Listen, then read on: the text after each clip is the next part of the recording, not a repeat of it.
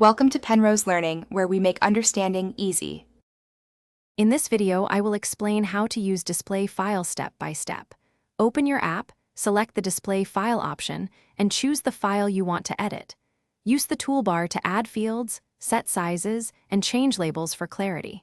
Save often to avoid losing changes, and preview in 16:9 layout to check alignment. Ask questions in comments below, and I will help quickly. Start by organizing fields in logical groups, then name each column clearly to reflect its content. Set field types like text, number, or date to ensure correct input. Configure display lengths and alignment for readability, and use validation rules to prevent bad data. Test the display file by entering sample records and navigating pages to confirm behavior. Save versions as backups regularly and document changes for team reference for review.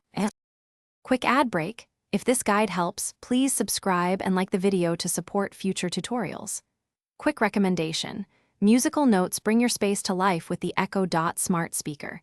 It pairs easily with devices and adds handy voice controls to your workflow. Check the description for the link and other deals, and consider picking one up if you want smoother audio. Thanks for watching. Now let's get back to the video. Use templates to speed up layout creation and reuse consistent designs across files. Apply conditional formatting to highlight important values like over 25% or under $10 thresholds. Link display files to related records for quick navigation between lists and detail views.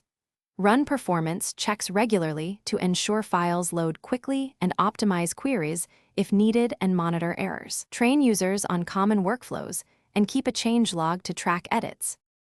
Thanks for watching. If this was helpful, leave a like and consider subscribing. See you next time.